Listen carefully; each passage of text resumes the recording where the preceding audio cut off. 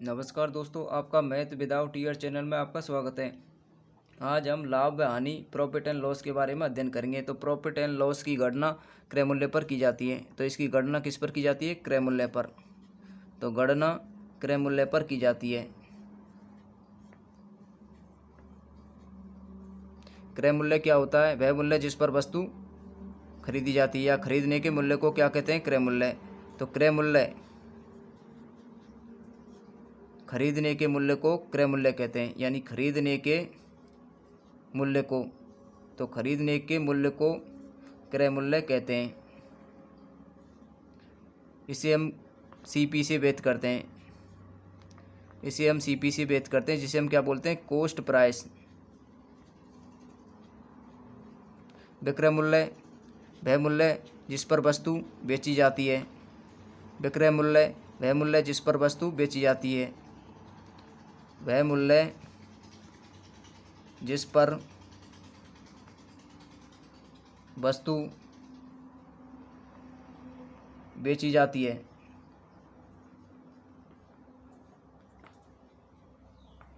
वह मूल्य जिस पर वस्तु बेची जाती है।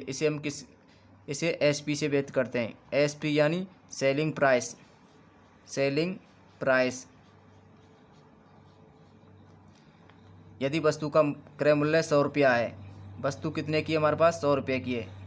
इस वस्तु को मैं 20% लाभ पर बेचता हूँ। कितने पर? 20% लाभ पर बेचता हूँ। तो यदि मैं जब वस्तु को 20% लाभ पर बेचता हूँ, कितने का हुआ लाभ? 20 रुपये का हुआ। 100 का 20% कितना? 20 रुपये का लाभ। तो वस्तु कितने की बेची मैंने? 120 रुपये की। एसपी कितना है हमारे पास? 120 रुपया। यदि इसी वस्तु को मैं 20% हानि पर बेचूँ, 20% हानि पर, तो कितने रुपए की हानि हुई? 20 रुपये की हानि हुई। कितने पर? 100 पर हुई।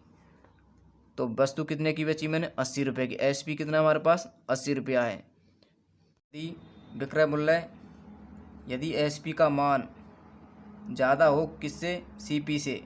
यदि एसपी का मान ज़्यादा है सीपी से, तो हमें क्या प्राप्त होता है? प्रॉफिट प्राप्त होता है। यदि जब एसपी का मान कम हो किससे? एसपी का मान कम हो सीपी से। तो एसपी का मान कम हो सीपी से, तब हमें क्या? लॉस प्राप्त होता है। तो इस प्रकार हम कह सकते हैं कि लाभ बराबर होता है, प्रॉफिट यानी लाभ बराबर होता है, यानी विक्रय मूल्य यानी एसपी माइनस के क्रय मूल्य। तो लाभ बराबर क्या होगा? विक्रय मूल्य माइनस क्रय मूल्य, यानी पी बराबर एसपी माइनस के सीपी। और हानि क्या होती है? एल बराबर होती है, यानी क्रय मूल्य सीपी माइनस के विक्रय मूल्य एसपी। लाभ प्रतिशत व हानि प्रतिशत ज्ञात करने के सूत्र। तो लाभ प्रतिशत बराबर क्या होता है? तो लाभ प्रतिशत बराबर क्या होता है? लाभ बटे क्रय मूल्य गुणा 100। और हानि प्रतिशत बराबर क्या होता है? हानि प्रतिशत बराबर होता है हानि बटे क्रय मूल्य गुणा 100।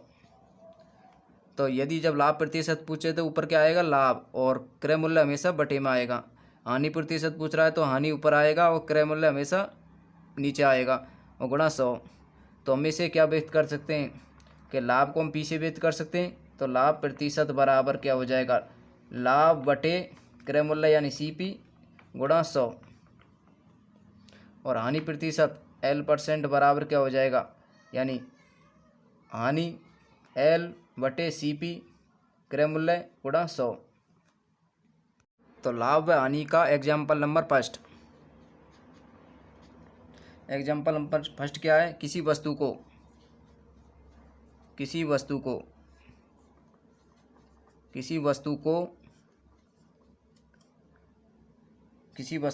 1800 रुपये में बेचने पर, किसी वस्तु को 1800 रुपये में बेचने पर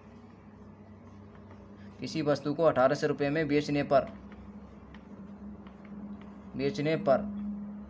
वस्तु को 1800 रुपये में बेचने पर 700 रुपये की हानि होती है। किसी वस्तु को 1800 रुपये में बेचने पर 700 रुपये की हानि होती है। किसी वस्तु को 1800 रुपये में बेचने पर 700 रुपये की हानि होती है। तो हानि प्रतिशत ज्ञात कीजिए। तो हानि प्रतिशत ज्ञात कीजिए।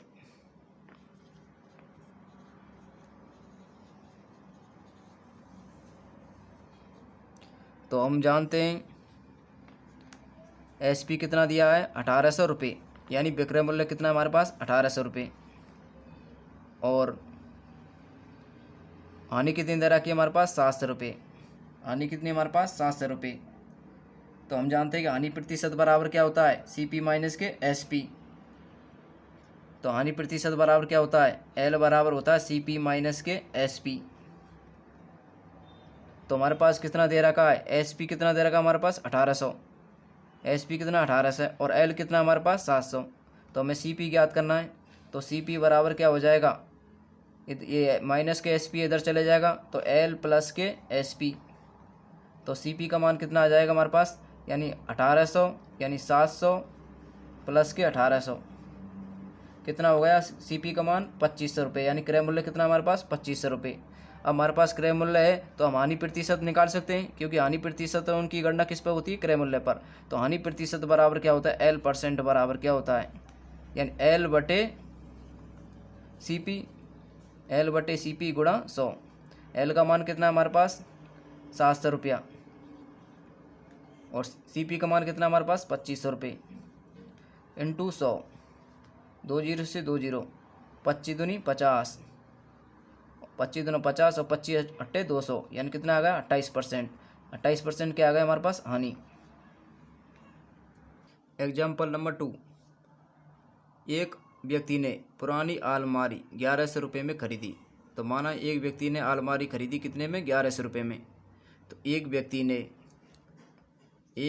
ने एग्जाम्पल नंबर 2, एक व्यक्ति ने अलमारी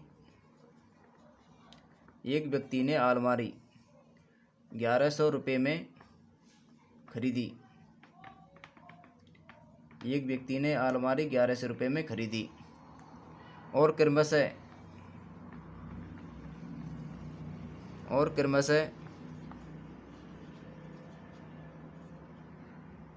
215 रुपये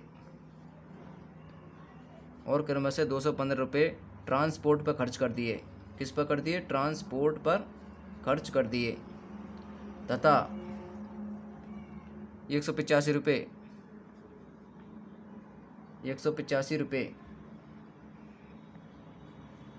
तथा 185 रुपये उसकी मरम्मत में खर्च किए। उसकी मरम्मत में खर्च किए। उसकी मरम्मत में खर्च किए। उसकी मरम्मत में खर्च किए। यदि वह अलमारी को यदि वह अलमारी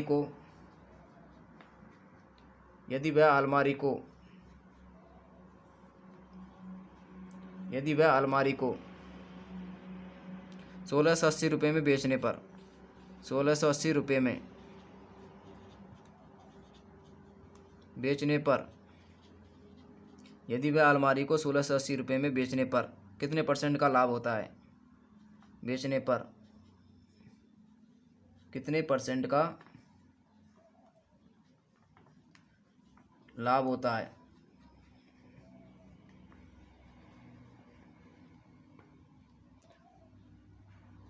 तो एक व्यक्ति ने अलमारी खरीदी तो सीपी कुल टोटल सीपी, तो टोटल सीपी कितना है उसका,